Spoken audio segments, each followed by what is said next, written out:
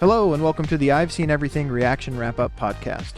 Here is where I share my thoughts, reactions, and review for my latest reaction videos. To find these full reaction videos, please search for @SeenEverything over on YouTube, or check the description of this podcast for more information. Also, please remember to rate and comment on this episode, and follow the podcast so you can see when I'm putting out new wrap-ups. And now, on to my latest wrap-up for 1978's Halloween. I want to go back and look into how low budget this movie was. I don't know if John Carpenter wasn't a very well-known director at the time. I mean, obviously he'd done The Thing. They had that on the television. I'm sure that was the easiest thing for them to get to use, was to be able to use one of his other movies. But to bring them this idea, it feels like they're like, well, we don't know about this, but if you can do it like on a real cheap budget, we'll let you do it. Or maybe, I don't know how this movie was funded, if it was a big studio or not.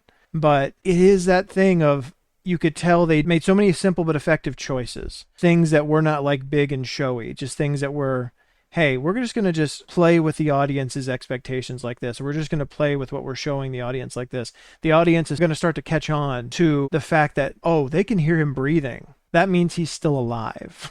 And at the end, to go out on that, shots of all the sites of where everything's happened, some of the damage that's been done, and we can still hear him breathing. Again, it's like the Jaws music. I mean, not to go into another movie, but one of the greatest things about Jaws happened by accident. Was they couldn't get the sharks to work the way they wanted to, the mechanical sharks they had built. So they had to come up with all these different ways on the fly to feel the presence of the shark. The music, the fin, like without the actual shark, all this stuff, the barrels later on.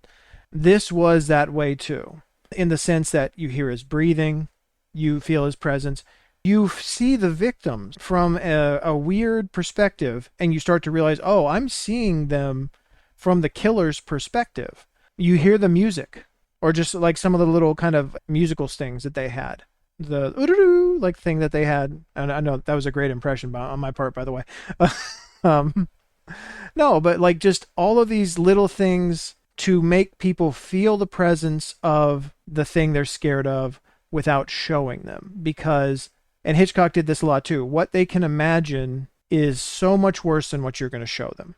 The anticipation, the not seeing, like where is he? When is it going to happen? When it happens, even though it's scary, it's usually like a moment of being scary. And then there's like the scariness of like the encounter that's happening. How is this going to come out? It can be grotesque or gross based on how, bloody we're getting. This didn't get that bloody. That's the thing. Again, like Psycho. Like so many other movies that really play with tension well. They're not about all of the blood and all this other kind of stuff. And I think maybe that wasn't as common back in this time period. Like you didn't have like the really kind of blood-drenched slashers and things like that. Please correct me if I'm wrong. I don't think like a lot of blood in horror movies back before this movie was common necessarily.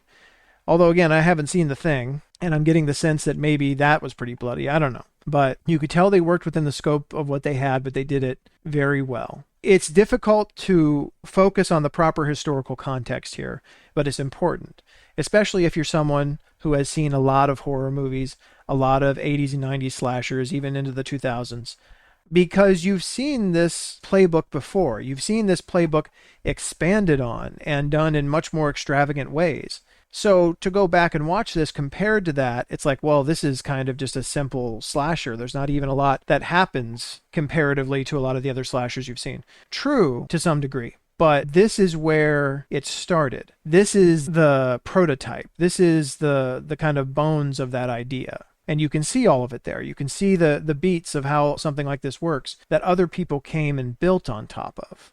And also, one thing that this movie does, they make you feel the presence of the killer. They make you, they build the suspense without just showing you.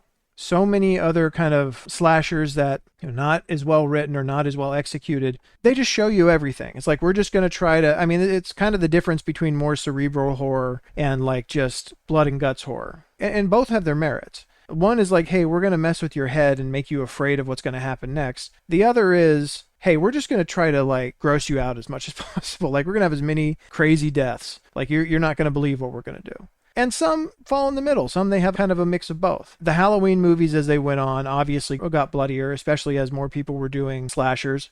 I'm pretty sure the first Friday the 13th movie was 2 years after this. I don't remember when I love the Nightmare on Elm Street series. I grew up watching them. I don't remember when the first one was. I think it was 83, maybe. But it changed the Halloween franchise as more franchises, more film series started to enter the slasher genre and kind of do what they were doing in different ways. They had to up their game or change things. I mean, I don't think Carpenter did another one. Maybe he did too. I'm not sure. I'd have to check on that. As I said in the opener, the Halloween franchise went all kinds of crazy ways. I will make one controversial statement, and I don't know if we'll ever get to this movie, so I'll make it here. I don't think 3 was necessarily a bad movie. I don't think it was a great horror movie, Halloween 3, Season of the Witch. I think it didn't have any place in this franchise. And I think it's because they had people behind the scenes that were all over the place on what they intended to do. I watched a documentary about this where there was this intention that, hey, we're going to have a Halloween anthology series. It's all going to be under the Halloween banner, but we're going to have a different Halloween-based horror movie every Halloween. So they're all going to be different stories. That would have been fine, except that you had Halloween 2 and you still did Michael Myers and Laurie Strode. So at that point, it's the Michael Myers franchise. Like, you can't do that for 2 movies and then go on to a different thing, as they found out and went back with 4. Anyway, I enjoyed revisiting this. There's a handful of these movies within horror, but with any genre, that you go back to and they are just cornerstone movies of the genre. They are things that set in motion just a significant change that sent things in a completely different direction. Now, this is going to be very embarrassing if I'm wrong about Halloween being the first slasher, but I'm almost positive that's what I've heard. If I'm wrong, I apologize. If I'm wrong, I would still say that most people would give Halloween credit to being the beginning of the 80s and 90s slashers, at least. But is there another movie before Halloween that qualifies as a slasher horror movie? I don't think so, but correct me if I'm wrong. Anyway, I have rambled on about this for far too long. Thank you for sitting here with me through it. I genuinely appreciate it. Thank you for watching the first week here of the Halloween horror reactions with me, and I will see you on the next video. Take care. Thanks so much for listening to the I've Seen Everything reaction wrap-up. Again, to find these full reaction videos, please search for @SeenEverything over on YouTube or check the description of this podcast for more information. Also, please remember to rate and comment on this episode and follow the podcast so you can see when I'm putting out new wrap-ups. Thanks for stopping by, and I'll meet you here for the next episode.